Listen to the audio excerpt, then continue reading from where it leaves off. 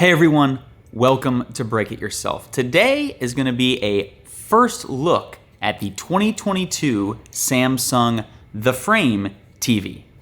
We are so close to 50,000 subscribers, so please subscribe and like the video. But also, once we get to 50,000 subscribers, we are going to have a giveaway. We're going to be giving away free merch.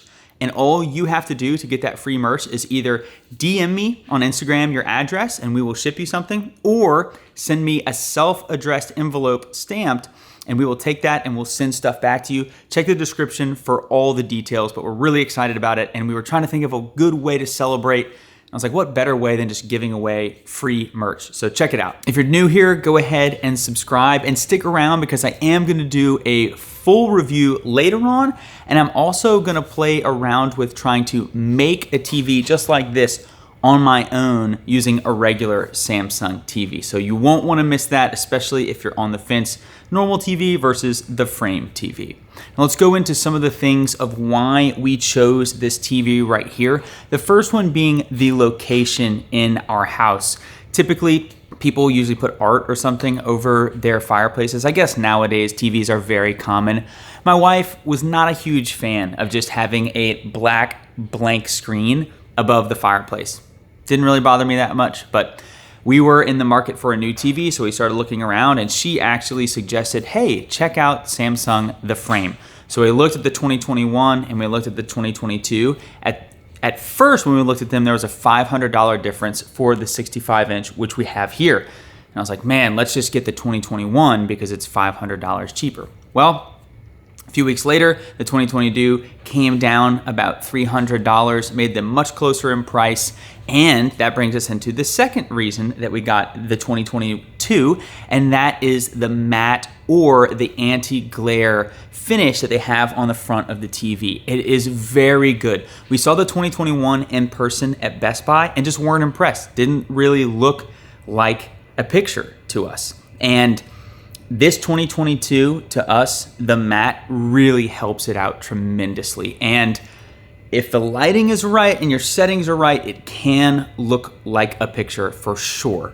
The third reason we decided to go with the Frame is the cable system that they have. So essentially the brain, all your HDMI ports, USB, all of that stuff is in a box that can be put on a shelf, can be put 15 feet away. You can buy a 50-foot cable, can be put 50 feet away. And there's just one very small cable that runs to the TV. So if you need to switch HDMI cables or anything like that, it can be inside of a cabinet, somewhere like that. For us with the brick, it's very hard to hide cables. It's also annoying to get up there and try to do, if you ever need to switch an HDMI or something like that. So we were a big fan of seeing that system, which really kind of pushed us towards the Frame TV. One thing I will note, that cable that they have, it is not rated to run inside of walls. So keep that in mind depending on your setup. They do make a shield for it, but the cable standalone, not supposed to run it through walls because it is high voltage. And the last reason that we picked this TV instead of just a standard TV was actually the frame that goes around it. So ours is teak finish, and I didn't really want to make a wooden frame for my TV. The fact that they had one, they're about $100. They're plastic, and they're, to be honest, you're getting ripped off paying $100 for it. But it was something that I didn't have to make, and it just snaps on very easily. So that was another thing as well. I will say the picture looks very good. I was a little worried that the matte finish would kind of hinder the viewing experience, that you wouldn't be able to see the details. That is just not true at all. The picture still looks absolutely phenomenal. The matte finish is great comparing our old TV to this TV. It is amazing how well it diffuses that light and you just don't see that reflection.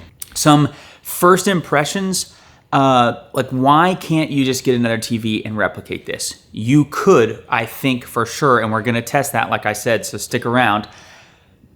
The matte finish is a huge one. The other two things is that they make the settings very easy to get to adjust the brightness, and in my opinion, the most important one being the white balance. Now that's something that really changes the way that this screen looks. If you have a screen and the white balance is set to, let's say, normal, right? And you have lights in your home that are warm white like mine. So these are like 3200 Kelvin. and that TV is not set to 3200 Kelvin for a white balance, your eye is pretty much going to know immediately when it sees white on there that, hey, this is a screen. If you can help match that white balance to the white balance of the room, makes all the difference in the world, in my opinion. There's different times throughout the day, depending on the amount of sunlight in here and whatnot, where this thing just looks amazing. I mean, it looks just like a picture. Other times, definitely not as good, and I don't feel like messing with the settings all day. It does automatically adjust the brightness, so that helps tremendously. As like the sunshine's coming in, or if it's cloudy or something like that, it will adjust, or if you're changing lights and whatnot. But I will say that white balance makes a huge difference. So the matte finish really makes a big difference. Adjusting the brightness, big difference as well. And in my opinion, the biggest one being the white balance. Being able to adjust that easily, it makes a huge difference. Again, I'm gonna try to pull this off on a regular TV. So subscribe, because that video will be coming in the future.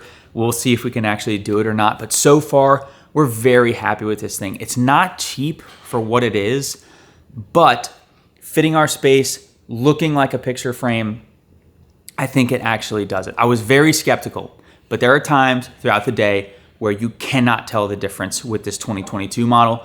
And then there's times with, the lighting changes a little bit and you can tell. But for the most part, we think it looks great, very attractive. Love the tiny bezel. Love how thin it is and how close it gets to the wall.